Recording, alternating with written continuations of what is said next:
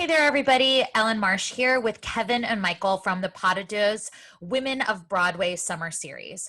We're here this summer to celebrate the big steps taken in our industry. The fact that 9 different women choreographed or were slated to choreograph 10 different musicals this year is huge and deserves celebration.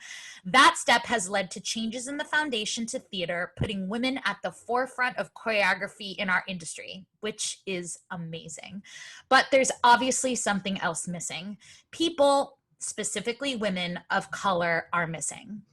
So while we've gotten to the peak of this major hill in Broadway history, there's still very clearly a mountain to climb. Yeah, it's true that we're all in this together. And while we are celebrating women, it doesn't go unnoticed that this industry is specifically missing artists, choreographers, and people of color. So hopefully our podcast can open this dialogue further, and especially some of the projects coming up on Pod De Deux Podcast later this summer and fall, focusing on the racial injustices in the dance world. And while we're on the subject of celebrating women in theater, let's just get some more women of color in there. That's right. Thank you. Thanks for listening to the show. Thanks for loving dance and theater. And thanks for supporting us. And now, the Pod De Deux Podcast.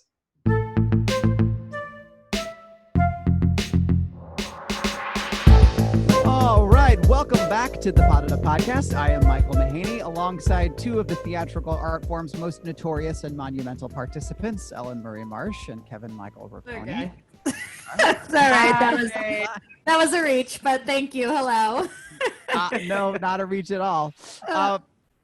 Yes, we're back. We are back with another episode in our summer series, The Women of Broadway. And this week we have another badass female choreographer from Broadway's unprecedented 2019-2020 season for you to hear from and celebrate. Yes! This week we've got the incredible Lizzi Gee from last winter's holiday production of A Christmas Carol that played Broadway's Lyceum Theater. And Lizzi is so cool. I can't wait for everyone to hear from her. Yes, she is. I am excited too. And as a reminder about this series here on Pod De Deux, the Women of Broadway Summer Series is dedicated to celebrating and recognizing this historic year on Broadway, where of the 14 new musicals that were slated to come to the boards this year, a remarkable 10 of them were to be choreographed and curated by women. And since there isn't a Tony Award ceremony this summer, boo, we are celebrating their work by bringing you a chance to hear from as many of those choreographers as we possibly can. That's right. So let's get right to it. Please welcome from all the way across the pond, without any further ado, Lizzi Gee. There she is, ladies and gentlemen. Welcome to the podcast. Hi, Lizzi. Hi. It's Lizzi Gee, right? Like G-Force School of Dance. Okay. Great. Yeah, G-Force is my cool. The producers on Christmas Carol called me Lizzi Gee for 8 weeks, I think, until they were like, "Oh my God, I'm so sorry." I was like, "Oh, it's fine." You know, don't like really like correcting people with your surname. You know, so you're like, "It's fine, it's okay." That's so British. It's like, oh, it's fine. Like 6 years later, is that your name? You're like, yeah, don't worry about it. It's fine. Yeah. Lizzi, we are so excited to have you here. We should also tell everybody that I am an idiot and can't do math, which is shouldn't be a surprise to anybody. Catch yourself a little slack. Lizzi was, if I deserve it, but Lizzi was happily waiting an hour on time, the time that was scheduled for the podcast, which I did the math wrong, was an hour before the rest of us were scheduled for the podcast. So she is so wonderful to come back an hour later and be with us. Mikey, to be fair, we time. didn't catch it either. So we didn't catch the I sure didn't. I so sure didn't. It's okay. That's okay. All right. So why don't we give everybody a little bit about Lizzi? Kev, you want to start us off? A little on-air bio?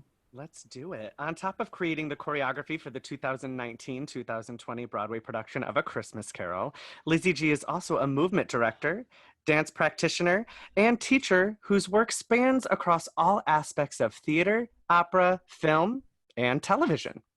Lizzie was nominated for a 2019 What's on Stage Award for her work choreographing Little Shop of Horrors in London's Regent's Park Open Air Theatre. Her other credits include the National Theatre, the Old Vic, the Young Vic, English National Opera, the Royal Shakespeare Company, Chestershire. We might have to go back to that. What is it? Was that right? Chichester.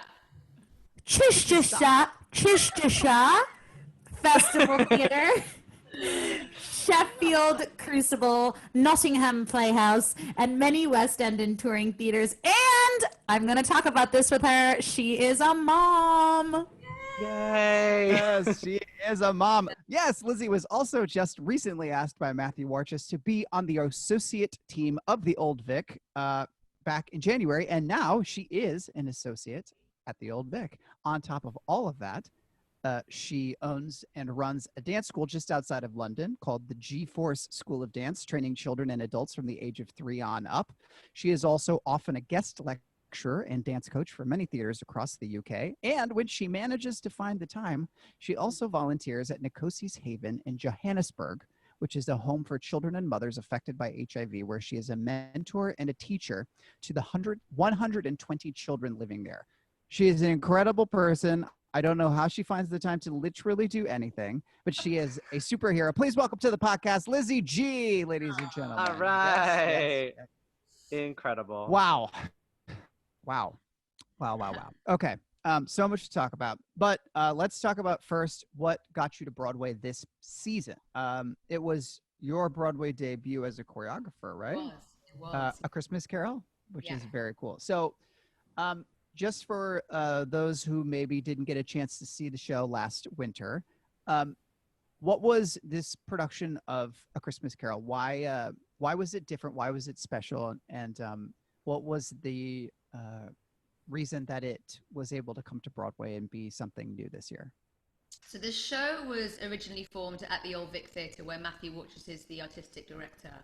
And you are now an associate. Hey. Yeah, holding on to that, hoping we can get back in buildings very soon and start to create again. Absolutely. But so he asked Jack Thorne to do a new adaptation of A Christmas Carol. Jack's a genius, and provided this incredible script, which was woven through with so many Christmas carols and songs. And Matthew has his team around him, Chris Nightingale, who he always works with, Rob Howell, who he works with for the set and costume design. And between them, they have created a very unique, quite a contemporary feeling version of this show. So, you know, you normally think of A Christmas Carol being Victorian sets and like, you know, coats and muffs and like snowballs and sort of it sitting in its period. But actually this show manages somehow to stay faithful to the original, but also more now than ever has sort of amplifies the message of social responsibility as well. And it kind of, it's a very, I would say it's stripped back. It's quite simple. The set is like a wooden cross on the floor with 4 door frames that sort of come up out of the floor and go back down again to create Scrooge's office, to create his workspace. Scrooge's money boxes are all the floor, so it's almost like he sits on top of his money. They're vaulted down into the stage, and it's told through narration. The story is told through handbells. It's told through incredible music, amazing sound world. It has an amazing sort of soundscape. It's quite filmic in its feel when you're watching it. It's incredibly immersive. So we have a Christmas feast that we transport with the audience's help over to nephew Fred's house on Christmas Day, and the audience have to get involved with that. We've got turkeys on zip wires, Brussels sprouts on parachutes. Everyone gets snowed on. That's so fun. You think I'm not going to cry, and then you know into Act 2 you're bawling your eyes out, going, oh my God, it's made me cry. Like all the sort of like sentimental schmaltz, but actually in all the right places. It's a big emotional journey, and it's very unique. That's I very love that. cool. Tell us about creating the movement for this show, Lizzie. I mean, to my understanding, it's not traditionally a big dance musical per se. So how did you approach the movement and choreography for this version?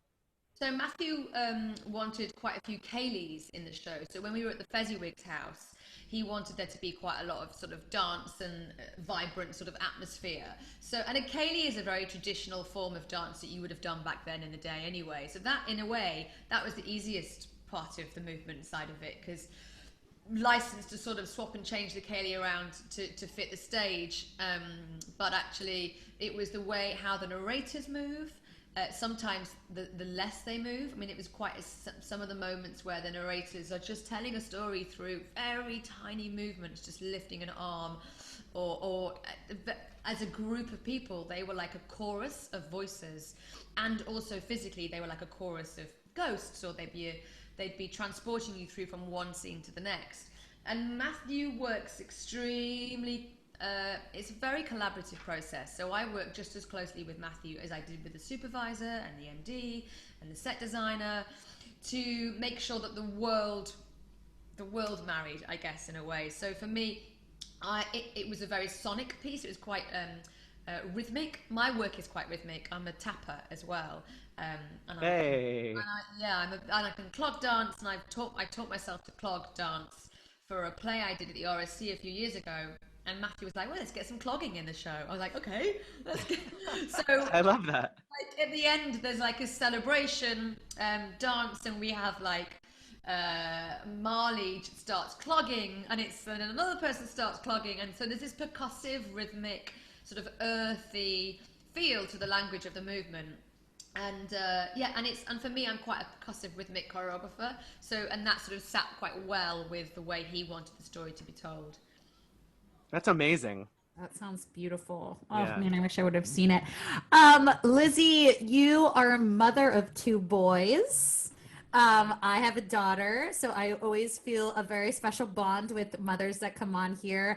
How do you kind of balance it all? How do you balance career, motherhood, having such responsibility now at the Old Vic and all of your projects? Just tell us your juggle. So it's a tougher juggle, because my husband's also in the industry. He's a musical supervisor, an MD. In a way, it means that the kids, they get it. This is all their life. It's all they've ever known. Mummy and Daddy work in theatre, they do shows. So there is no sort of resentment for one of us over the other. But they're 11 and 7 now. So when I was working right up until the day of my 11-year-old being born. I mean, like, literally, they're like, you need to go and have the child. And then you can you just have a seat, Lizzie? You gotta have a baby now. Set. Yeah. The baby out, and then you can go back on set. Yeah, so I'm not very good at sitting still. We are fortunate enough to have a spare room in our house. So we've had, ever since the children have been born, so we've had au pairs. Since my youngest was 18 months old. It sounds very glamorous having an au pair. Actually, it's the cheapest form of childcare you can possibly get. It really is, yeah. Yes, you need space in your home to have an au pair, but you know, It's you're not like the sound of music in your living room every day. No, what? You don't have Maria von Trapp just like teaching the children to sing. We currently don't have an au pair. Obviously, you don't need one at the moment. No one's working, but they're very used to it, and it's all they know, and it's kind of, it's brilliant that my youngest, my eldest has done a lot of BBC dramas. He's done a movie. Like, I don't think he's going to go into the industry, to be honest, but he's done it. He's used to it. He's used to hanging out on set. He's used to our lifestyle, and the younger one wants to be Billy Elliot, which is a real worry. Oh, save yourself! Yeah, I'm like, oh God! But he is obsessed with what I do. He's by my side. Every time I teach, he's there right next to me, trying to also tell the students what to do. He loves it. So they know, they're very lucky as well. At the moment, they've got us on tap. Like, my youngest is learning to tap in lockdown. So he never had put a pair of tap shoes on. He's only 7. And now he's like shuffle, pick up, pull backs. He's doing triple time steps. And I've just from 6 weeks of mummy going, come on, let's do some tap. And he's like, so great though. That's really like good. crash it's- course. I love that. Do And you it's- just Okay. to piggyback off that question, do you find have you found it seems like they're very much always with you? Like do you work that into, is it like wherever Lizzie goes, my kids go, or is that a separate conversation? How has that worked for you, kind of negotiating that balance? I think, well, I have to say, I pray big up to my husband, really, because every offer, every job we get, we always ask each other, okay, is this worth not seeing the kids? You know, when I came to New York to do Christmas Carol, that was, 3 months, just short of 3 months of being away, really. And they came out for a week, and that was it. I came back for a week, they came out for a week. But they knew the school, and they were, I mean, I don't have my parents around anymore. My parents aren't alive, and so childcare is often like giving your kids to your parents, and you know you're with the family and it's fine. But I'm leaving my children with sometimes just the au pair, because Phil will probably be working on a show here, and I have to have that confidence that I know that they're content with that and they're happy with that. They seem to be, because it's all they've grown up with, they seem to, we chat through these things with them. Even when I go to Africa and do 3 weeks out in Africa, I ask them first, is it okay if mommy goes away for another 3 weeks again?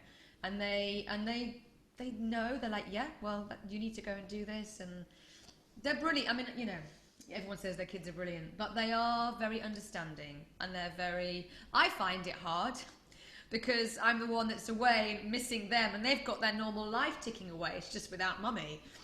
So I find it hard, because it's, you know, you're kind of missing out on things sometimes when you're not around. But I love my job. My job makes me who I am. And I think if I decided that if I decided to sort of stop doing or strip back the amount of work I accept, because I feel that I'm missing out on their childhood, I think I'd probably be a very different person. And I think, you know, I do have to have a balance, and that balance is coming even more so the older I get and the more I'm juggling work. Ironically, this year was the year I was going, I'm saying no to all plays. Like, I'm saying no unless I really feel like my work is going to make a massive stamp on that show. And of course, everything got cancelled anyway. Right. You got your wish. Good job, Lizzie. Yeah. Yeah. So but I was making that conscious decision this year to step back from just every offer that's coming in and really make a conscious decision about, you know, am I doing this for the right reasons? You know, not just for the sake of working. Yeah. Wow. Yeah, no, it's a Yeah. it's a definite different, like your priorities are very different. It's got to, you know, it's not just paying the bills. It's got to like mean something to you, because it's time away from your kids it's hard to negotiate for sure. Yeah, it really is. Yeah. Wow. I want to ask you this question too, and I don't know if it might be silly for you, but I asked it to Carrie Ann and Lucy also. Yeah. But I'm just curious about the difference between working with actors in the UK and working with actors in the US, performers on the West End versus performers on Broadway. Do you find anything particularly different or difficult? And do you have a preference in either one that you like to work in? I would imagine you prefer to work in the UK since that's your home, but I'm just curious. Any differences that you find? I just say this too, because Joanne Hunter told me when she was choreographing Joseph a couple of years ago that all of the dancers showed up in socks, and she couldn't understand dancers rehearsing in socks, because that's something that you don't do in the US. No, I don't think I've ever done an audition with dancers in socks in the UK. Yeah.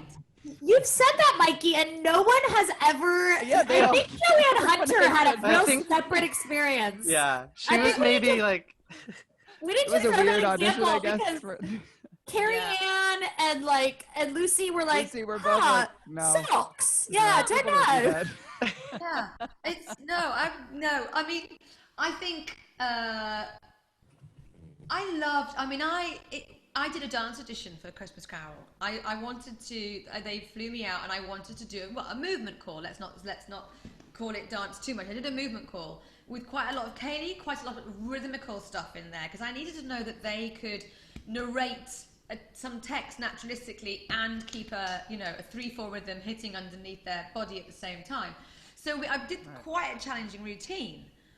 They were so game that, the guys in New York, they were like totally up for it, really wanted to get it right. And massive cheering on for each other, like the camaraderie of people going, cheering each other's teams. Now, I don't get that as much in the UK. And in fact, if anything, if we say movement call, people go, oh God, it's a movement call. Because that means dance, But actually, the fun that was had behind it was great. I loved it. And I think for me, the difference in working in the two countries is actually not necessarily with the actors, it's the backstage side of the industry. I would always go, let me move that table for you. No, don't touch the table. Right. Do not touch the table, Lucy. Don't touch anything. Lizzie. No, What did I say? Lucy. I said Lucy? Oh. It's okay. It's fine. But I help. I try and help. I help speed up a rehearsal by moving some water, or I'll go and press play on the music, and I realized, David Lobo, who's our fantastic, I know I might get even the title wrong, stage manager. He was amazing at sort of giving me and the associate director just this sort of lowdown as, before you get here, these are the things you need to know. And I'm really grateful for it, because I would have tried to have done everyone's job, not through going, I can do this, but just through wanting to help. Yeah. Making things move faster. Yeah. My friend Danny Mefford, who is one of your guys, Danny choreographed Evan Hansen, he's a very good friend of mine. And when he came here to do Fun Home and Dear Evan Hansen, he said to me, oh God, I just want it to be like it is in the UK. He was loving the fact that you can just things happen really quickly because everyone mucks in. But you have stronger unions, which I think I was extremely grateful of. And a union for us as the SDC, looking after directors and choreographers, is a fantastic thing. And I think from that point of it, I think that we can learn a bit from New York as to how they represent and look after their actors and stage managers and musicians and directors. And that's my difference. That's interesting. I like that perspective of it. The backstage different. The break situation is different as well. I know, you guys have much longer breaks during your rehearsals than we do. You can't grab a cup of tea during a 10 or whatever, I think is what Carrie Ann told us last week. Yeah, no, and I think it's that someone just going, you've got 5 minutes. I'm like, just tell me, I'll shut. You just tell me to stop and I'll stop. It's, but I've worked in opera a lot, and opera is very similar. You have your 3-hour calls, and you cannot go over even 3 seconds by giving a safety note. They're like, I don't give a shit whether it's safe or not. You can't speak. Yeah. We'll talk about that tomorrow. And everyone is out the building. Where in theatre, we're like, let's stay for another 4 hours and discuss whether that thing should be there or there. Right. Yeah. Okay, so before we take our break, we're do a little segment called Lizzie's Hot Take. And it's usually, I usually host it, but this week we're changing it up, and Ellyn is hosting Lizzie's Hot Take. It's just a quick series of questions to help people get to know you a little bit better. The only rule of the game is that the first answer that comes to your mind is the answer that you give. But it's really fun and really simple. Yeah. Are you guys playing too? You guys are going to play too, right? Yeah, because they're new. They're new questions. New. I'm excited. They don't know them. Okay, so we'll go Lizzie, then Raponey, then Mikey. Okay. Text message or call? Text. 100% text. Okay, but if you're going to call, is it a call or a FaceTime? A call. Call unless it's an immediate family member. Then I'll FaceTime. If it's Sarah or my parents or my sister. I FaceTime bomb all the time, you guys. I will just call you. You would. I do that all the time. I'm the worst FaceTime and we're like, bomber. huh? Yeah. I'm running. Sweating in the park with a mustache and it's true. To watch, is it theater or movie? Oh, theater. Theater, 100%. Sweet or spicy? Sweet.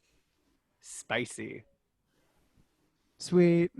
Okay. This might be hard from the UK, but burgers or tacos? Oh, tacos. Tacos. Burgers. I love tacos, but burgers. Yeah. Okay. Shower or bath? Shower. Shower. Shower. I don't have time for that. I know. Who has time? Work hard or play hard? I'm with both. Can I say that? Oh. That's I am my motto. too. That's my You motto. can say both. That's a good balance. That's a healthy balance. Agreed. Train or plane? Plain. Ooh, I think nowadays train because of that TSA.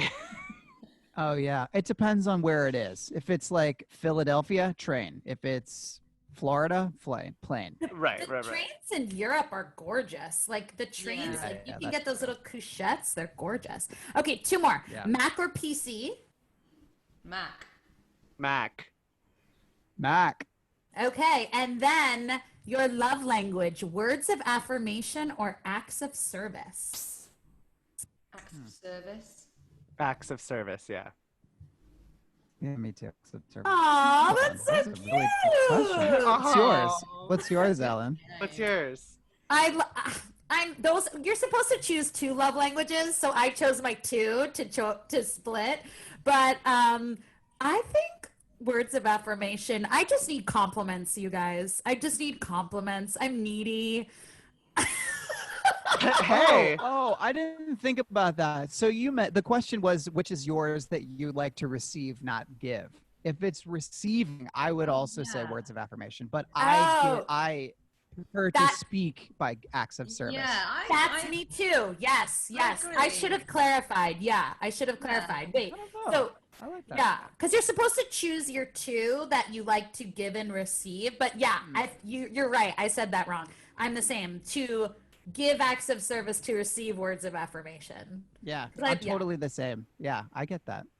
Okay, we're going to take a quick break, and when we come back, we're going to play a little Broadway trivia hosted by, this week, Kevin Michael Raponey, because we're because it hasn't been fair. But we'll talk about that when we come back. We'll be right back after the break. Hey listeners, it's Clara here. And it is Michael. Choreographers, raise your hand if you could use more time, space, and money to create your work. Oh my, it's like every hand in the city just went up. Like what? 1, 2 million hands? All of them, and we can All see of them them. all from And our tiny fingers, too. windowless recording studio. All the fingers. Okay, maybe not. We all know the answer is all of you. So, enter the CUNY Dance Initiative, or CDI. CDI is a residency program that opens the doors of City University of New York campuses to professional choreographers across New York City's 5 boroughs. They can offer you free space to create, teach, and perform, as well as financial support. CDI has already helped over 130 local artists launch new work, develop new audiences, and establish new relationships with NYC Performing Arts Centers. And you know what? You could be next. Actually, Michael, we've interviewed a ton of CDI resident choreographers over the years, I think during your tenure and before. And I will say they're just always such innovators in the dance community, and they're a really diverse collection of artists. Yeah, so many incredible choreographers. You and I had the chance to talk with Tiffany Mills last year. We'll never, of course, forget Jess's awesome interview with 2019 Bessie Award winner, tap dancer Caleb Teicher. And a while ago, we talked to Efrata Sherry, who's a B-girl and a house dancer. We talked to Annabella Lanzu, Benny Royce Royan. We even got to interview the director of CUNY Dance Initiative, Alyssa Alpine. And you can find all of those interviews and more at podde.com, as well as Podde on iTunes. Now, missing this once-a-year application to be a CDI resident is heartbreaking, so do not let it happen to you. Make sure you jump over to the website, cuny.edu/dance initiative, and join their email list. And check out the homepage for application alerts, insider ticket discounts, and so much more.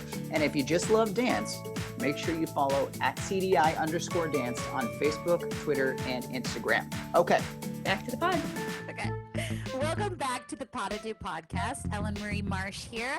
Now it is time to play a little Broadway trivia, which you probably know by now. I normally host in the podcast, But since there's been some questions about fairness, I've gotten some really strongly worded emails and texts by a certain complaining co-host. I won't say who. His name starts with M and ends with Ike. So be hosting it this week, and I will be competing. Strongly worded emails and text messages, I think, is not quite fair. But I guess all I do is complain about fairness. But whatever. I digress. It's fine. I will be hosting. Okay. Thank you very much, Mikey. By the way, just in case, you can catch Ellyn in her normal hosting duties, hosting trivia and Broadway trivia, every Tuesday and Thursday nights live on Theater Mania's YouTube and Facebook pages. Nice Okay. plug, Kev. Nice plug. Thank you. So the teams will be Lizzie and Ellyn versus Mikey. Okay. Okay. So we're keeping it nice and fair because it's usually me and Mikey against, All right. Quick review of the game, though.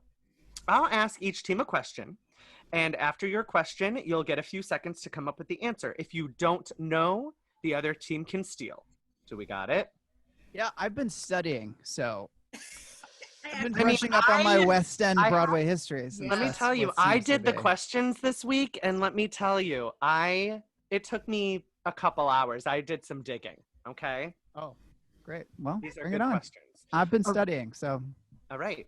Originally a 1950s comedic movie made by Ealing Studios, the 2019 West End stage production of The Man in the White Suit was directed by Sean Foley and choreographed by whom? This is Who's this for? Is this for me? This is for Lizzie and Ellyn. Oh, okay. Well. Me. It was you. That's correct. I knew that one too. That's You did. It was Lizzie. Oh my gosh. Okay, Mikey, over to you. Okay. And this is as easy as their question. So I don't want to hear any back Sure. talk from you. I believe you, Kevin. I can already tell that it's not going to be as easy as theirs, but whatever. Okay. The Old Vic Theatre is one of the most beautiful theaters in London, which hosted A Christmas Carol, choreographed by our very own Lizzi Gee, this past holiday season. What is the Old Vic's original name from 1818?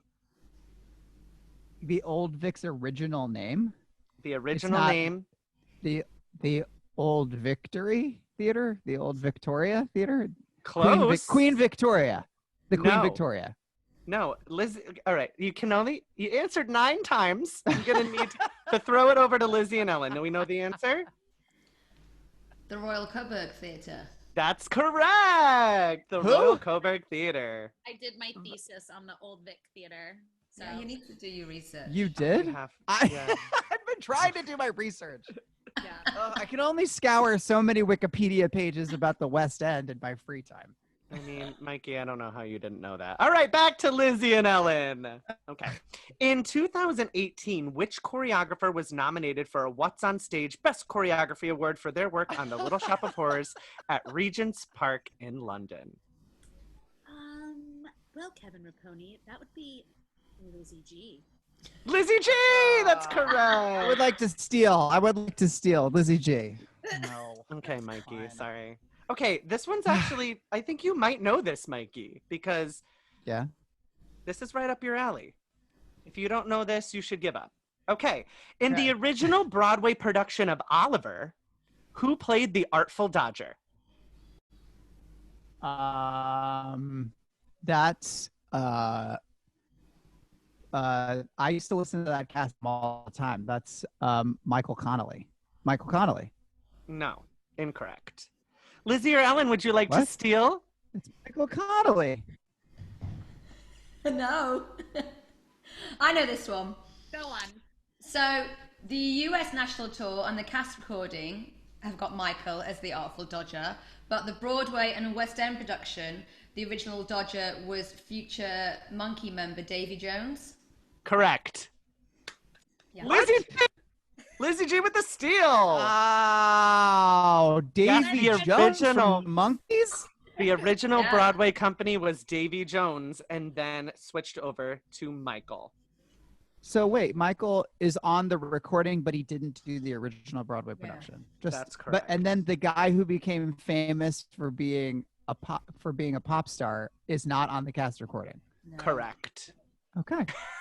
Okay. It's all Well, fine. great. This is our last question for all the marbles, you guys. So this is for everyone, and the team that answers first wins. Okay. Okay. How many? This is like my personal favorite because no one ever knows. How many? How many kicks do the Rockettes do per show in the Radio City Christmas Spectacular? 1,000. I'm gonna go with like 160. Ding, ding, ding, ding, ding. 160 kicks per show. Sometimes did over you really know that? 600 in a day. I was just Did you know that? math because they do like, X amount of things with kicks in it, kick lines, times You 4. did not do the math that fast. Yeah. There's no Kevin, did you text Ellyn the answers? Like, this is BS. I am not a cheater. I'm not a cheater. I just Kevin, kept you've the joined one. their side. I know it. I know it.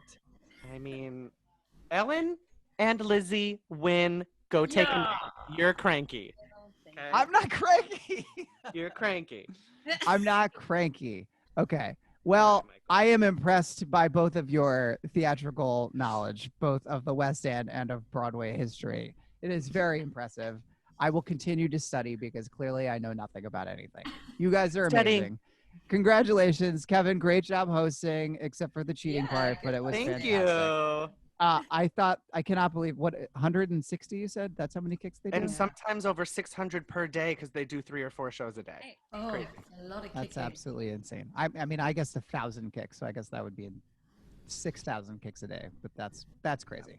Yeah. Okay, anyway, back to the show. It's me Ah, again. It's Kevin. All right, Kev, start us back off. What's up? I truly, Lizzie, just want to know about, like, I love everyone's story about how it began.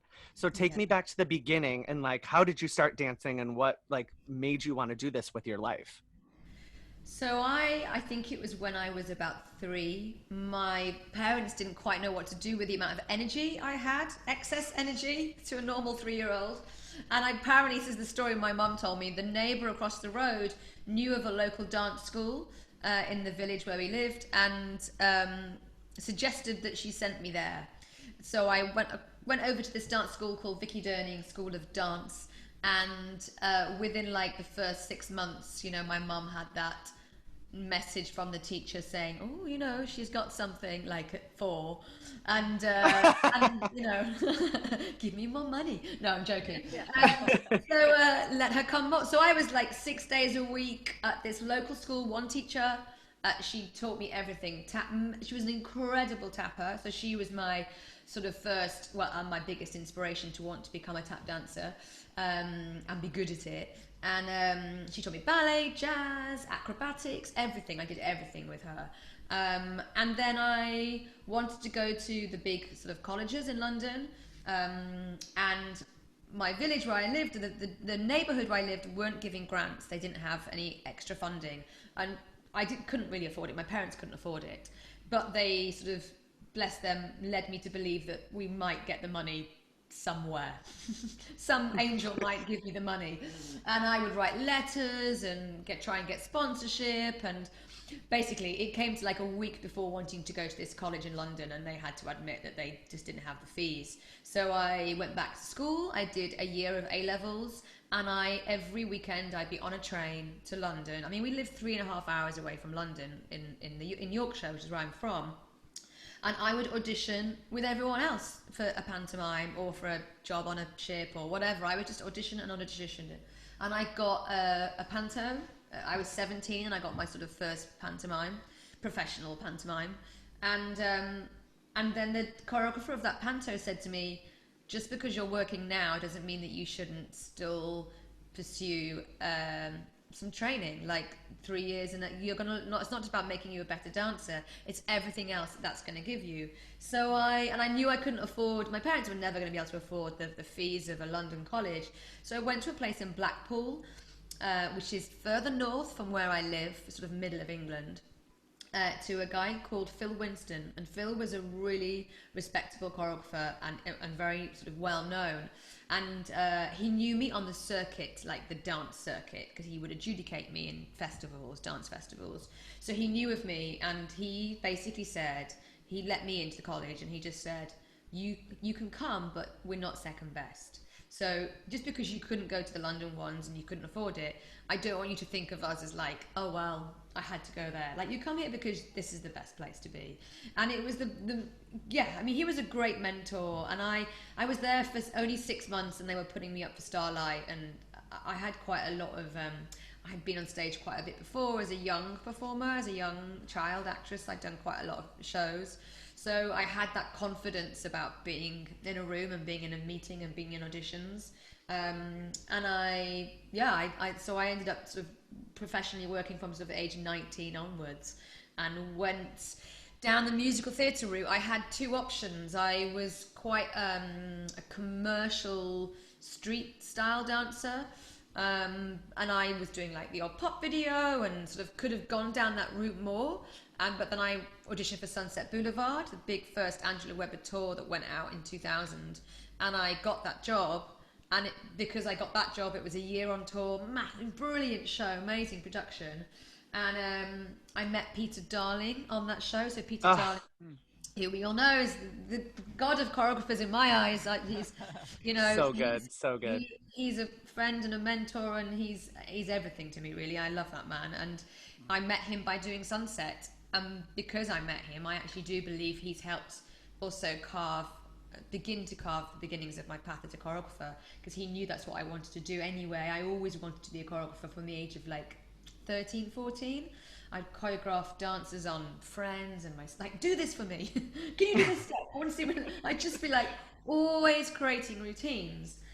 But I knew I needed to tick the performing box. I knew I had to perform in the West End, and I wanted to do a certain amount of musicals as a performer, and I wanted to work with other choreographers as a performer to learn how they work and different directors, and and just sort of be inspired by them. So the last show I did was Mary Poppins in the West End, and I was 6 months into my contract, and I was offered to musically stage a show in London. The director hadn't really done a musical before. He'd done quite a lot of plays, and the choreographer hadn't done a musical before. He was from like an MTV world, hip hop world. And I was like the middle man in between that to sort of collaborate as a team of 3. And Cameron McIntosh let me out of my contract 6 months early to go and choreograph this show. And I'd done a lot of fringe work before then. So I had choreographed a lot of stuff on the fringe and worked at 3-year vocational schools, Arts Educational, which is a very big school we have over here. They produce brilliant artists, and I'd worked there as a choreographer. So I'd already sort of done quite a lot, and it was just waiting for that opportunity, and this job came, and I was in a show, and I needed to get out. And they knew, and Stephen Mear, who choreographed Mary Poppins, totally understood the need and the want and the love I had for wanting to choreograph, and he agreed that they could let me go. So, and that was it. I never went back, hung up my shoes, and haven't regretted it ever since. Yeah, that's my journey. What an amazing journey. I feel like that's such like the perfect story. I feel like a lot of people, dancers specifically that I went to school with, did struggle with that commercial dance or, musical theater. And I feel like some went which way and some went the other way. LA and New York is basically like what it is kind of here. So to hear that journey from you, it's kind of refreshing to know that like, you made that choice and you made those connections, and here you are. Here I am. I know. Yeah. Crazy. Oh, Ellyn, you're off, girl. Can you hear me now? Yes. Oh God, why am I the worst? Okay, so obviously you're a superhero. You're a mom, you're a creator, you're a choreographer, you're a creative type. So can you just speak to a little bit about how this quarantine has affected your life and work? So work-wise, I was about to direct my first opera for the English National Opera. So that, first directing job, I was directing and choreographing a site-specific opera in Liverpool, and it was very exciting. I'd done 6 months of prep, and I was 2 weeks away from getting in a room with 6 amazing opera singers and working with artists in Liverpool that I had never met before, that I was going to collaborate with. Yeah, that was hard. That may happen again or may not, because it was for a specific festival. It wasn't like this was programmed in a year of shows. It was a festival piece, and that festival just did not happen. I was working at the National Theatre on a huge new Richard Bean play, which we sort of all hope it will come back. And we were in week 4 of rehearsals, and like, you know, when you're really hitting the ground running and you're sort of you're like, we've got the next one, Mantu Governors, this is it, this is hilarious, you know, you're like, this, can't wait for people to see this show. I came back every night and said to my husband, I'm working on the funniest play I've ever worked on. And then that, you know, that I hope, and I think the National will want to bring that baby back. And I was working for the Old Vic. I was about to choreograph their fundraising gala for this new building they're having made behind the building they currently own for their education side of the building, and that all had to stop. They couldn't be asking people for money in this crisis. So yeah, I mean, you know, so one part is that you've had what you love ripped away from you. Not me, everyone who works in our industry has had that taken away from them.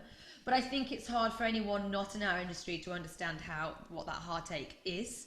And being at home, I mean, I'm very lucky we have a garden. I live on the river. It's 2 minutes down, well, it's on my road. So I have made full use of feeling like I'm on a holiday right now. Because I think it may be a sign. Like I was telling you earlier, in May I was going to take 2 months off. And that's just happened a little earlier than expected, and maybe for longer than I would have liked. And at the very beginning, I was sort of tried to do everything in like the first 24 hours. I think I maybe made 3 cakes, tried to do 15 Zoom dance classes, you know, write a show. I was like, okay, this is good. Someone's given me some time. I'm going to do everything. And then I was like, literally the next day, I was like, I don't know what to do. I've chilled out. It's taught me to chill. I've tried to meditate. I'm learning to meditate a little bit. I'm not very good at sitting still and giving myself stillness. So that has been a good thing, I think, for me, to learn something out of my comfort zone. I'm teaching an awful lot on Zoom. I'm helping the Old Vic with their education program, their frontline program that they've got with physical exercises to help them. I'm teaching their staff a dance class every week because a lot of them are furloughed. I'm teaching Lizzie, maybe just a couple more, like just try a little harder. I think. Yeah, a couple more things would be great. Yeah, I think that's my takeaway. Liz, how was Lizzi Gee? Well, lazy for one.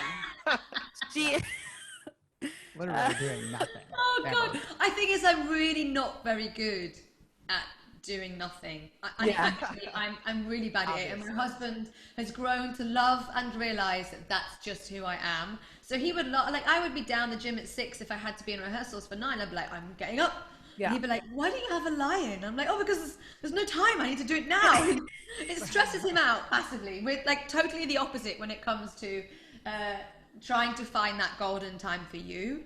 I need it. I really need it. And and actually I'm trying to now see the positives. Like everything felt negative at the very beginning. I'm not working. I've got no job, and you know, theatre's going to collapse. I mean, obviously it won't, but it's just that thing of, it felt a very negative, it was hard. It's hard to sort of go, and we're homeschooling 2 children, and it's like hard homeschooling. So it's not like, 1 + 4, it's like division and fractions, and I actually give that over to my husband. I teach dance. I cook, I make cakes. I'm like head chef and head PE lady. And like I was saying, my 11-year-old's been doing piano every day with my husband, and I have turned my 7-year-old into this tap dancer, and that would not have happened. It like point blank, I would have probably found any excuse, not through not wanting to teach him, but I wouldn't have given myself the time to embrace them like I'm embracing them now. I sound like a really bad mother. Yeah, I just it wouldn't have happened. He might be 14 by the time I would have had the time to whacked a pair of tap shoes on him and gone, let's do it. So there's some really big positives which is family time and real golden time that I'm never ever going to get back. I hope one day I'll be working as much as I was before, and I'm going to look back at this time going, thank God that someone sent a little message for me to be still for a while and at home for a while. Yeah. I will say, like, week 1 of lockdown, my kids, I mean, I was quite intense, probably. I'm thinking I was. And my kids were almost like, yeah, it's better when she's working. Yes. We kind of prefer the, like, in and out mummy, where she's like, night, or like, morning. Yeah. Like, that's fine I'm for off us. to South Africa for 3 weeks. Bye. Yeah. I mean, you were around full time is really full on. You know, they were a little bit stressed out about that. But yeah, I've chilled out. They've chilled out. So yeah, there's positives. There are, yeah. I think that's important, and I think that's a good example. And I think a lot of people, I think we've all found some positives in this time. I mean, if you don't, you know, you implode. So it's just, it is what it is. Let's make the most of it, you know? Totally. I think you touched on it a little bit of you teaching from home, but you have a dance school called G4 School of Dance. And I find so many similarities between you and I, because I'm a dancer in a show, but I want to be a choreographer and someday want to have a dance school. So this is so fun to talk to you about that. How did that come about in your crazy busy schedule? So the school has now been open 10 years. So, and you know, like anything, my career has grown as a choreographer over the last 10 years. And when my youngest, I keep saying my youngest, my eldest, when he was 1, when he's called Arthur, when he was 1, I wanted my own control over finances a little bit. I wanted to be able to own something of my own. I've always been a teacher. I've always taught. And I wanted my own baby, my own school.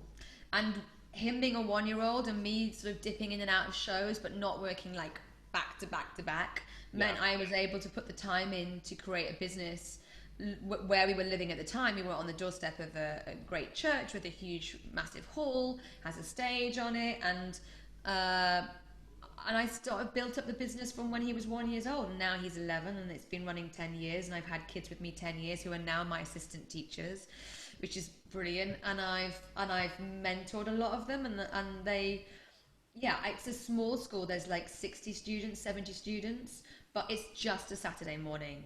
That's it. Well, I say that's it. I do adult tap classes on a Monday night as well. And we were about to do our 10-year anniversary show in April, which obviously couldn't happen. But I can only run that business for like 1 day a week, because I mean, there's a lot of admin. I do all the admin. I mean, it's, you know, it's my baby. I run it all. So everything. I'm up late at nights responding to emails. Generally, people get emails off me at midnight going, this is what's happening this Saturday, because I've just come back from rehearsals and come off the phone to Matthew for 3 hours, and then I'm like, oh, the school. So I have to keep remembering that it's there. But I'm in control of it. And I think I don't want it to become a franchise. I don't particularly want it to be some big thing that is then not about me teaching. I think one of the reasons why it's successful is it's me. I know every parent by name, every child by name, their sisters who don't dance with me by name, my brothers, I just know them all. We're one big family. And it's it's like another baby of mine, really. Mm-hmm. I love that. That's crazy. That's very cool. And one other baby that you also have is your work.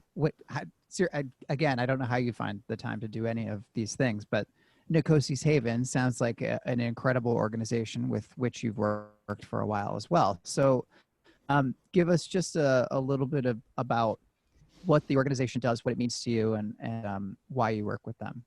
So I have a good friend called David Livingston, who is he's from New York. He's a writer, and he had been out and done some facilitating for this team, this group of people. And I was asking him about the project when I was in New York about 5 years ago, and he was telling me about the things that he was doing. And I was like, I would love to go out to Africa and do this kind of thing. So he said to me, look, the next time they reach out to their facilitators and their teachers, I'll put your name into the pot. And so Dick Scanlon, who wrote Thoroughly Modern Millie, who you might know, he set up Arts Inside Out, which is a 3-week arts course that is in Johannesburg at Nkosi's Haven, under the umbrella of A-Step. So Dick originally, like it'll be his 10th year this year, which sadly no one is going out this year. This is the first year that the course has not been able to happen. Yeah. Although we are working on finding ways of still keeping connected to them at the moment. But so Dick gets a group of facilitators from New York, and sometimes they're from Juilliard because A-Step is connected to Mary Mitchell Campbell, and so he'll take acting coaches, singing coaches, dance coaches, and then pair up with South African counterparts. So then there's South African teachers as well. So there's, like, say, one dance teacher from New York and one dance teacher from South Africa, and you will work together with your team of people that are out there. So it's a 3-week course where we devise a show from scratch with all the facilitators in the Haven, and we perform it at the Johannesburg Market Theatre Lab at the end of the 3 weeks.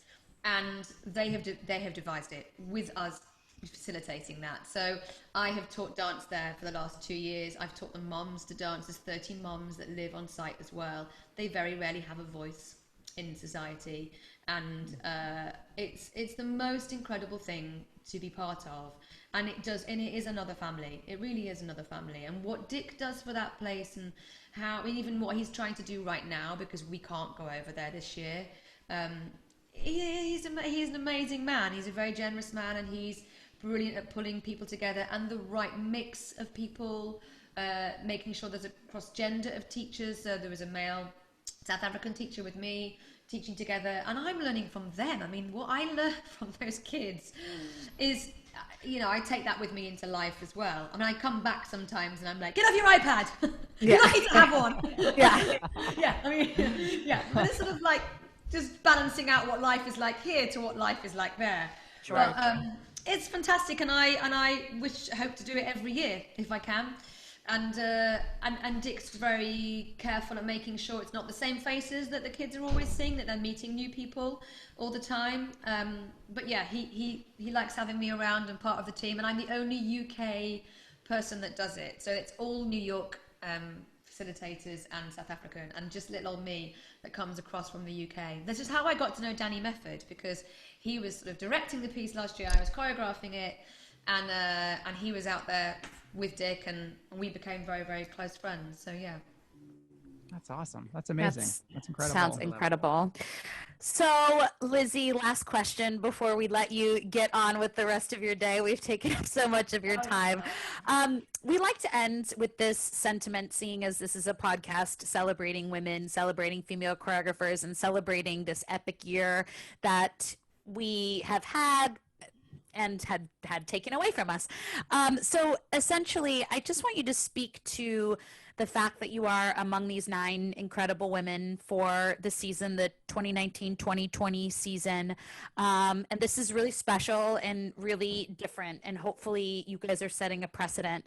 But what does that mean to you, being a part of this season that is so women forward? What does that mean for representation for you, and what does it mean moving forward as a female creative force in this industry?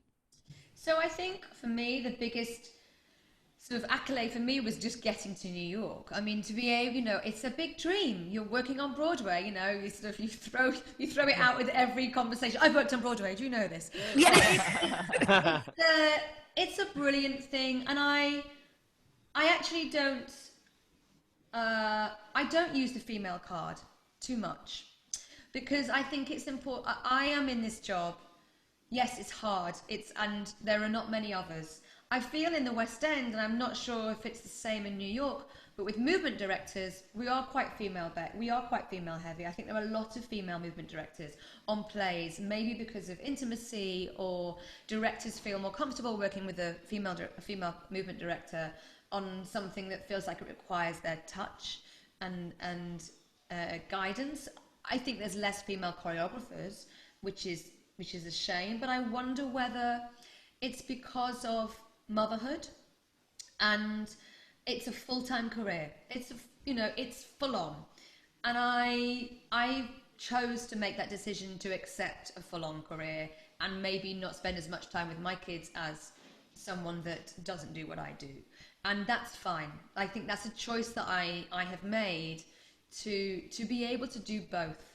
And I think for me in society, it's as well as sort of keeping the acknowledgement and the realization that more women are working in our industry. We're trying to get more women working in our industry. It's also enabling and empowering people that are parents to work in our industry, male or female. You know, my husband finds it hard sometimes. A kid is sick, I'm not in the country, he needs to leave a rehearsal room. Oh, it's a stress. No, he's a dad.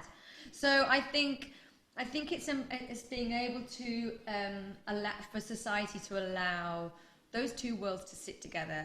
And a lot of people, and actresses mainly, a lot of actresses say to me, I don't know how you do it, I don't know how you do it. And they're worried about having a child, or they're worried about juggling that life. And, you know, luckily they look up to me and go, I want to be able to do it the way you do it. But I created the rules for me, and me and my husband Phil, we made it work for us. We made it work for us, and we are a team. And yeah, and I think it's that thing. I think more and more now, it's just producers, like the amazing producers on Christmas Carol let me come home so that I could see my boys, because they knew that 12 weeks was a very long time to not see them, and they paid for that flight so I could get back to see them for this one weekend, and to make sure that I had a space for them to sleep in my apartment when they came to see me. It's just allowing you to do your job and be the person you are, and be a mother or be a father, and I think for me that's the juggle. And I think it's fantastic to be working on Broadway, and it's fantastic to be, you know, I know Lucy and Anne and Carrie Ann as well, and to just look at those names. Actually, for me, for four of us to be British as well. It's not just you know, I probably wouldn't have noticed it so much if they were all American choreographers. I mean, we know of Sonia, and we know of Lauren and people like that. Their names are on the big shows, and it puts them on a higher pedestal. But actually, we're coming from, a lot of our shows weren't West End productions to start off with. They were done regional, and they've made this amazing jump onto Broadway. And so it's fantastic to be able to go on that journey. And if it isn't for the show that has taken me there, I wouldn't have. I've got an agent now in New York, and I've got friends out there, and I do want to work out in New York more. But that's because of this little baby that we had back in London that got us there. So I think it's also just acknowledging the growth that you've made. Yeah, I hope that makes sense. I don't ever want to hope that I'm being employed just because I'm a woman. I want to be employed because I'm the right person for the job. And let's hope more women feel that they can do this job by feeling empowered to be a mother and be able to, if that's what's stopping them in whatever avenue of theatre it may be, that you can do both. That's really inspiring. I think everyone's journey is different, but I do appreciate that. I think most intelligent, powerful women feel the same way. They want to be acknowledged for their work, their body of work, their skill set, not because they're a woman, but it is, for whatever reason, quite a special year for you amazing group of women who have just, you know, exploded onto the scene, and we're all just so grateful for that, I think. Well, thank you for recognizing it as well. You know, it's brilliant to be able to, like, you sit back and you go, hang on a minute, let's just take stock. And that's a fantastic thing that you guys are doing. So thank you for that. Well, we're just so excited to celebrate all of what you and your colleagues have accomplished this year. It's absolutely incredible. And because there isn't a Tony Award ceremony this year that sort of publicly recognizes that for those who are not necessarily looking at the theater as closely as those on the inside, you know, we're happy to sort of do something to recognize and celebrate that. So we can't thank you enough for taking the time, even an extra hour on top of it, to hang out with us today. You are just so wonderful, and it was so inspiring to hear from you, and I'm so excited for this episode to get out for everyone to hear from you too. If you do want to follow Lizzi, can you drop your social handles for us so listeners might be able to follow you? Yeah. I'm G Lizzy on Twitter. So no, not on Twitter, on Instagram. G Lizzy. Yeah. Okay. GEELIZZI. No E on the end. Just LIZZI. That was so awesome. I know, just the Z. I love the Z. Yeah, the Z. That was very Liza of you. I know. Yeah. I know. And then my Twitter is Lizzi Gee 1. So LIZZI GEE1. Facebook, Lizzy Gee. I could listen to you read your Twitter handle all day Oh my long. God, That was same. that was incredible. So cute. Double Z. Double so Z. cute. Okay, so make sure you follow Lizzy on Instagram and on Twitter. Also, make sure you watch Ellyn on Broadway Trivia. Ellyn, where can folks find Broadway Trivia one more time? Broadway Trivia is Broadway Trivia on Instagram. Yep, you can follow us there. And you can watch Broadway Trivia live every Tuesday and Thursday on Facebook and YouTube for Theater Mania. Also, make sure you check out my blog, NYC Dance News and Culture. You can find that at nycdancenews.com. You can now find Pod De Deux wherever you listen to podcasts. We are on iTunes, Google Play, Spotify, TuneIn, Stitcher, and of course, you can always find the show at poddedeux.com. And very importantly, if you haven't already, please go and follow and subscribe the show on iTunes. And please rate and review us. It does so much for the show if you can do that. Make sure you follow Pod De Deux on Twitter and Instagram. That's at Pod De Deux. And please like the Facebook page, drop us a comment, and we will always post the videos of the show on the Facebook page. You can also watch the show on Pod De Deux's YouTube channel. And lastly, please follow us on our social media. I am at Michael Mahany on Twitter and Instagram. Ellyn? I'm at Ellyn Marsh on all those things too. And I'm at Raponey. Very, very cool. At Raponey. Thank you so much for listening to the show. Pod De Deux was created by our very wonderful friends Clara Peterson and Jessica Williams. Thanks to these champions of dance, Ellyn and Kevin. Thank you, Lizzy, for being an incredible guest. And thank you, listeners, for being with us this afternoon or evening or morning or wherever it is that you're listening to the show. We wouldn't be here without you. We'll be back with more Pod De Deux Women of Broadway series and the Badass Women of Broadway very soon. We'll see you next time. Thanks for joining us. Bye. Bye. Thank you, guys. Thank you.